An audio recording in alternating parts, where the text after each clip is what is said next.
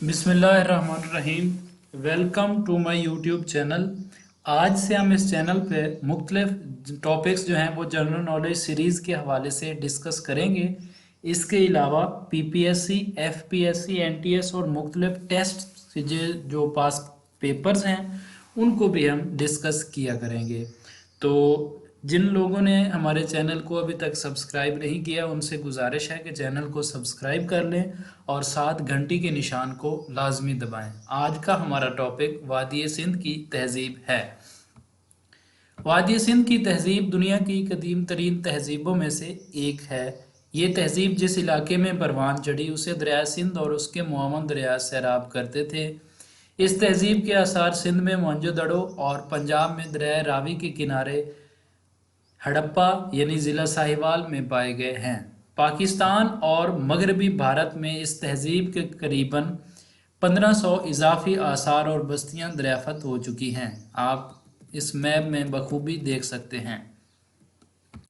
वादी सिंध की तहजीब के अदवार। वादी सिंध की तहजीब 3 अदवार पर मुश्तमिल है। इब्तदाई दौर जो है वो 3800 कबल मसीह से लेकर 2500 कबल मसीह तक, और वस्ती दौर जो है वो 2500 कबल मसीह से लेकर 1700 कबल मसीह तक है, और जो आखिरी दौर है वो 1700 कबल मसीह से लेकर 1300 कबल मसीह तक है। इब्तदाई दौर में शहरी ज़िंदगी ने खूब तरक्की की, घरेलू दस्तकारी के हुनर को फ़रोग मिला। वस्ती दौर में यह तहजीब खूब फली फूली, कई नए शहर और गांव आबाद हुए। तीसरे दौर के आखिर में वादी सिंध की तहजीब ज़वाल पजीर हुई। वादी सिंध की तहजीब के अहम शहर में सबसे पहले मोहनजोदड़ो है और दूसरे नंबर पे हड़प्पा है। सबसे पहले हम मोहनजोदड़ो को पढ़ेंगे। ये कदीम शहर ज़िला लाड़काना यानी सिंध में वाक़ है। ये शहर वादी सिंध का अहम मरकज़ था। दरिया सिंध इसके मशरक़ में बहता है। वादी सिंध की तहजीब के आसार सबसे पहले 1922 ईस्वी में मोहनजोदड़ो में खुदाई के दौरान दरियाफ्त हुए। यहाँ से जो अशिया मिली हैं इनमें जेवरात, मट्टी और कांसी के बर्तन, मोहरें, बैलगाड़ी, किश्ती, खिलौने, मुजस्मे, तकले और मुख्तलिफ जानवरों के ढांचे शामिल हैं। यहाँ से चूड़ियों और सुर्ख मट्टी के मनके दरियाफ्त हुए जो बच्चे और औरतें पहनती थीं। इसके अलावा कीमती पत्थर और सीपियों से बने जेवरात भी यहाँ इस्तेमाल होते थे। हड़प्पा नंबर 2 पे है। वादी सिंध की तहजीब का दूसरा अहम मकाम हड़प्पा है। यहाँ से इस तहजीब के बाशिंदों का काफ़ी असासा दरियाफ्त हुआ है। इसमें मट्टी के पके हुए बर्तन, मोहरें, वज़न करने वाले औज़ान शामिल हैं। मोहरें पक्की मिट्टी, तांबे और चांदी की बनी हुई थीं। मोहरों पर हाथी और कोहान वाले बैल की तस्वीरें ज़्यादा नुमायाँ हैं। औजार कांसी से तैयार किए जाते थे। शहरों से मिलने वाली अशिया में मुशाबहत पाई जाती है क्योंकि ये दोनों शहर वादी सिंध की तहजीब का हिस्सा थे। दूसरी हमअसर तहजीबों से ताल्लुकात। अफ्रीका और एशिया में अब तक दुनिया की 4 कदीम तरीन तहजीबें दरियाफ्त की गई हैं, जिनमें मिस्र, मेसोपोटामिया यानी इराक, समीरी और वादी सिंध शामिल हैं। वादी सिंध की तहजीब इन कदीम तहजीबों की हमअसर शुमार की जाती है। वादी सिंध की तहजीब के जनूबी ईरान, इराक, मिस्र और खलीज फारस के साथ तजारती ताल्लुकात कायम थे। वादी सिंध दजला, फुरात और वादी नील को तहजीबों का गहवारा कहा जाता है। इसके समीरी और बाबल की तहजीबों के साथ भी तजारती और मजहबी ताल्लुकात कायम थे। समीरिया में खुदाई के दौरान वादी सिंध की मोहरें, बर्तन और एक पत्थर के प्याले पर कोहान वाले बैल की तस्वीर मिलती है। इन आसार से इन तहजीबों के बाहमी ताल्लुकात का पता चलता है। इराक के मुख्तलिफ मकामात से जो तख्तियाँ मिली हैं इनसे पता चलता है कि लोग तिजारती सामान वादी सिंध ले जाया करते थे।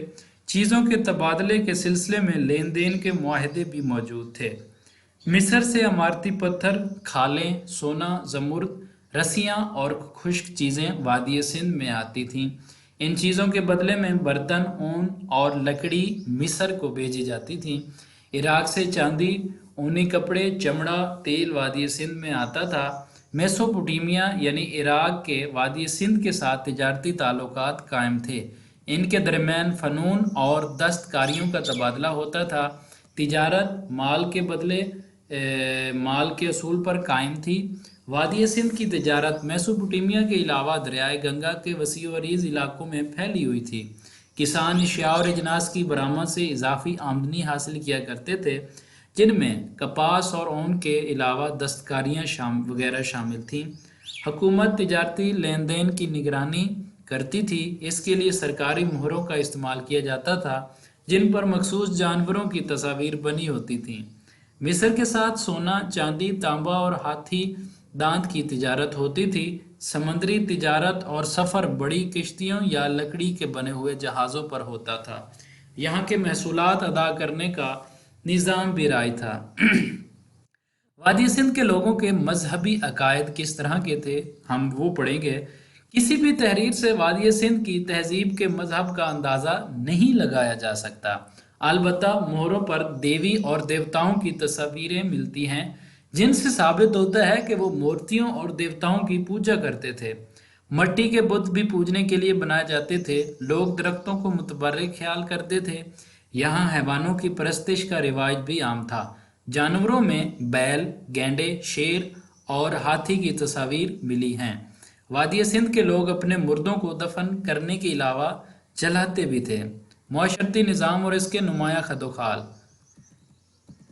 वादी सिंध की ज़िंदगी का कारोबार एक बाकायदा इंतज़ामिया के तहत चलाया जाता था। वज़न और नाप तोल दुरुस्त और मयारी रखने पर जोर दिया जाता था। सफाई करने वाले मुलाजिम गलियों रास्तों को साफ सुथरा रखते थे। यहाँ का मुआशरा मुख्तलिफ हिस्सों में बांट चुका था। इसका अंदाज़ा हमें शहर की मनसूबा बंदी से होता है, जिसमें ऊपर वाले हिस्से में उमरा और बारसूख लोग रहा करते थे, जिनके घर बड़े होते थे। मुलाजमों के लिए अलहदा क्वार्टर्स हुआ करते थे। लोगों की अक्सरियत गरीब थी। ये शहर के निचले हिस्सों में छोटे मकानों में रहते थे। किसान गांव में रहा करते थे, जबकि खाना बंदोश जंगलों और मैदानों में मवेशियों के रेवड़ के साथ फिरा करते थे। कारीगर और ताजर भी शहरों में रहते थे। शहरों में बड़े बड़े मोहल्लात, मंदिर और मकबरे देखने में नहीं आए। मर्दों और औरतों के दरमियान काम तकसीम किए गए थे। औरतें आटा पीसती, कपड़ा तैयार करती और मवेशियों की देखभाल करती थीं, जबकि मर्दों का पेशा काश्तकारी, तिजारत और सनतकारी था। वादी सिंध में कपास की काश्त होती थी। कपड़ा बनने की तकलियां भी घरों से मिली हैं, जो कि इस बात की शाहिद हैं कि कपड़ा बुनना भी इन लोगों का पेशा था। मट्टी की मूर्तियां और उन पर बने कपड़ों के नकूश पारचा बाफी की सनत का पता देते हैं। औरतें आराइश के लिए हार, मालाएं और चूड़ियां पहनती थीं। वो लहंगा भी पहनती थीं। मर्द शाल ओढ़ते थे। अब वादी सिंध के लोगों के रस्मुल खत के बारे में हम पढ़ेंगे। वादी सिंध के लोग पढ़ लिख सकते थे। इनका रस्मुल खत बहुत दिलचस्प और पेचीदा है। इस अहद में लिखने का एक आला निज़ाम वज़ा किया गया, जिसमें 400 अलामात थीं। इसे ताजर, फौजी और सियासी अफराद जो हैं वो इस्तेमाल में लाया करते थे। आसार कदीमा के माहिरीन अभी तक इन अलामात के मुआनी तलाश नहीं कर पाए। अलबत्ता बाज़ माहिरीन ने ख्याल किया है कि ये तहरीरें एक से ज़्यादा ज़बानों पर मुश्तमिल हैं। जब तक कोई माहिर इस तहजीब के रस्मुल ख़त और अल्फाज नहीं पढ़ लेता, उस वक्त तक इस तहजीब के कई गोशे छुपे रहेंगे। आप तस्वीर में इनके रस्मुल ख़त को भी देख सकते हैं। ज़राअत। वादी सिंध की ज़मीन ज़रखेज़ थी। इसकी दौलत का इन्हिसार ज़राअत और तिजारत पर था। वादी सिंध की तहजीब की अक्सरियत काश्तकारों पर मुश्तमिल थी, जिन्होंने जंगलात काट कर ज़मीन को काश्त के काबिल बनाया। मौसमी बारिशों की वजह से यहाँ फसलें खूब होती थीं। काश्तकारी के लिए लोग दरियाओं पर पुश्ते बनाकर पानी को रोक लिया करते थे। यहाँ की बस्तियों से फसलों के जो आसार मिले हैं, उनकी बुनियाद पर यह कहा जा सकता है वादी सिंध में गेहूं, बाजरा, जौ, दालें, मटर, ज्वार, तिल, चावल, अलसी, सरसों और कपास पैदा होती थी। फलों में खजूर, खरबूजा और अंगूर के आसार मिले हैं। पुरअमन मुआशरा। वादी सिंध के लोग पुरअमन मुआशरे के जो है वो दाई थे। शहरों की खुदाई से बड़े हथियारों की बहुत कम तादाद मिली है। हुक्मरान भारी फौज या पुलिस नहीं रखते थे। इनके अपनी हम असर तहजीबों और हमसायों के साथ बहुत अच्छे ताल्लुकात थे। खुदाई के दौरान जो मामूली हथियार मिले हैं इनसे सिर्फ शिकार ही किया जा सकता है। इससे अंदाज़ा होता है कि लोग पुरअमन ज़िंदगी बसर करते थे। इस मुआशरा में कत्लो गारत गरी के बारे में भी कोई शवाहिद नहीं मिले। बैल की मौजूदगी, मवेशी इनकी ज़िंदगी का हिस्सा थे। वादी सिंध में बैलों के ढांचे बड़ी कसरत से मिले हैं, जिससे अंदाज़ा होता है कि बैलों को पालने का आम रिवाज था। बैल इनके नज़दीक अहम तरीन जानवर था। बैल की तस्वीर वाले बेशुमार मुहरें और मिट्टी के खिलौने मिले हैं। लोग बैल को बार बर्दारी के लिए भी इस्तेमाल करते थे। तिजारती सरगर्मियाँ, वादी सिंध के शहरों और देहातों के दरमियान ज़रूरी अजनास और मादनियात की तिजारत हुआ करती थी। अंदरूनी तिजारत बैल गाड़ियों के ज़रिए जो है वो हुआ करती थी। वज़न और पैमाइश के बाट भी मिले हैं जो कि चकोर शक्ल में पत्थर के बने हुए हैं, और इस तस्वीर में आप बाट को देख सकते हैं। शहरी मनसूबाबंदी और तर्ज तमीर, यानी इन लोगों के मकानात कैसे थे और ये किस तरह रहा करते थे। वादी सिंध के लोग फ़न तमीर से बहुत अच्छी तरह वाकफियत रखते थे। शहर और कस्बे बड़े सलीके और मनसूबाबंदी से बनाए जाते थे। कारीगर ईंटें बनाने और इन्हें पकाने का फ़न जानते थे। वो मकानात की बुनियादें गहरी और मजबूत बनाते थे और ज़ाहरी खूबसूरती पर भी ध्यान देते थे। मकानात शहर की सड़कों के किनारे पर बनाए गए थे। इनकी तमीर में पक्की ईंटें इस्तेमाल हुईं। हर घर में गुसल खाना था जो कि बैरूनी गली की तरफ बनाया जाता था। घरों की एक से ज़्यादा मंजिलें होती थीं। ऊपर वाली मंजिल तक जाने के लिए सीढ़ियों का इस्तेमाल किया जाता था। मकानों में रोशनी और हवा का माकूल इंतज़ाम हुआ करता था। कदीम हड़प्पा में सड़कों की तमीर इस अंदाज से की गई कि लोग मुख्तलिफ मोहल्लों और कस्बों में आसानी से आ जा सकें। तंग फाटक भी बनाए गए जिनमें से एक वक्त में एक बैलगाड़ी गुजर सकती थी। खुदाई से पता चलता है कि एक सीधी सड़क 1 किलोमीटर लंबी हुआ करती थी और इसकी चौड़ाई 9 किलोमीटर थी।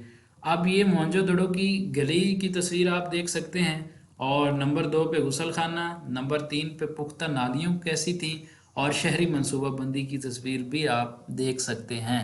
निकासी आब का इंतज़ाम, गंदे पानी की निकासी का उम्दा इंतज़ाम था।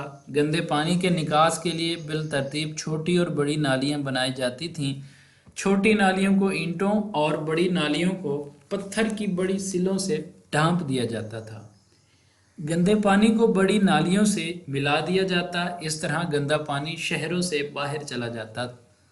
कदीम दौर में ऐसा कोई शहर नहीं जहां निकासी आब का इतना बेहतरीन इंतज़ाम और उम्दा सहूलियात मौजूद हों।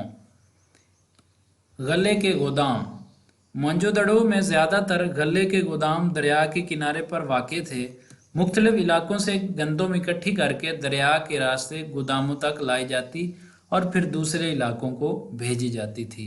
इस मकसद के लिए पुख्ता सड़कें भी बनाई गई थीं। गोदामों के नीचे पक्के फर्श बने होते थे। सरकारी मुलाजमों की तनख्वाहें भी इसी गल्ला से अदा की जाती थीं। गल्ला बतौर करेंसी भी इस्तेमाल होता था। हड़प्पा में गल्ला के बड़े बड़े गोदाम मौजूद थे जिनमें फालतू गल्ला रखा जाता था। मकामी आबादी का इनखला, वादी सिंध के लोग पुरअमन, महज़ब और तरक्की याफ्ता थे। आर्या हमला आवरों ने इनकी शानदार तहजीब को तबाह बर्बाद कर दिया। आर्या जंगजू किस्म के लोग थे। इनके पास जंगी घोड़े और बेहतरीन औजार थे। किनके पास? आर्या जंगजू लोग जो थे उनके पास। जब आर्याओं ने वादी सिंध के लोगों पर हमला किया तो वो उनका मुकाबला न कर सके। आर्या यहाँ के बाशिंदों को जनूब मशरिक की तरफ धकेल कर इनके इलाकों पर काबिज हो गए। अब वादी सिंध की तहजीब जो है वो जवाल पजीर का शिकार क्यों हुई, वो क्यों जवाल का शिकार हुई? इसकी वजह में कुदरती आफात, सिलाब और ज़लज़ले हैं, खुश्क साली भी है, दरख्तों का जो है वो ज़्यादा कटाव भी है। लेकिन हम यहाँ पढ़ते हैं कि और क्या क्या है। वादी सिंध की तहजीब दर्जा बदर्जा तरक्की करती हुई एक शानदार मकाम तक पहुँची। इसका असर एक वसी इलाके पर हुआ, मगर 1500 कबल मसीह में ये अचानक गायब हो गए। اس کے شہر زمین میں دفن ہو گئے، اس کا آرٹ، مذہب اور کلچر نظروں سے اوجھل ہو گیا۔ وادی سندھ کی تہذیب کے زوال کے اسباب کے بارے میں ماہرین آثار قدیمہ کے درمیان اختلاف پایا جاتا ہے۔ قیاس کیا جاتا ہے کہ اس کے زوال میں اندرونی اور بیرونی دونوں عوامل کا عمل دخل تھا۔ کچھ ماہرین کا خیال ہے کہ یہ تہذیب قدرتی آفات مثلاً سیلاب اور زلزلے ان سے ختم ہوئی۔ بعض ماہرین کہتے ہیں کہ وبائی امراض کے پھیلنے سے سندھ کی تہذیب کا خاتمہ ہوا۔ ایک رائے یہ بھی ہے کہ اس کی وجہ خشک سالی بھی تھی، کیونکہ جب دریاؤں نے راستہ بدلا تو پانی کی فراہمی ممکن نہ ہو سکی اور یہ علاقہ بنجر ہو گیا۔ دریاؤں کے کناروں پر آباد شہر بھی اجڑ گئے۔ کچھ ماہرین کی رائے یہ ہے کہ لوگوں نے زمین پر بہت زیادہ کاشت کی، جنگلوں کو کاٹ کاٹ کر علاقے کی زرخیزی کو ختم کر دیا، جانوروں کے لیے چراگاہیں ختم ہو گئیں۔ بعض ماہرین کا یہ بھی خیال ہے کہ میسوپوٹیمیا اور دوسری ہم عصر تہذیبوں سے تجارت ختم ہو گئی۔ اس کی وجہ سے آمدنی کا ایک بڑا ذریعہ باقی نہ رہا۔ جب شہر اور بستیاں اجڑ گئیں تو لوگ ہجرت کر کے دوسری جگہوں پر چلے گئے۔ تو یہ تھا جی آج کا ہمارا وادی سندھ کی تہذیب اور ان کے لوگوں کے رہن سہن، اور وادی سندھ کی تہذیب زوال کا شکار کیسی ہوئی۔ تو یہ سب کچھ ہم نے اس ویڈیو میں جو ہے دیکھا اور سمجھا۔ تو آج کا لیکچر یہی تھا، تو ملتے ہیں کسی نئی ویڈیو کے ساتھ، تب تک کے لیے اللہ حافظ۔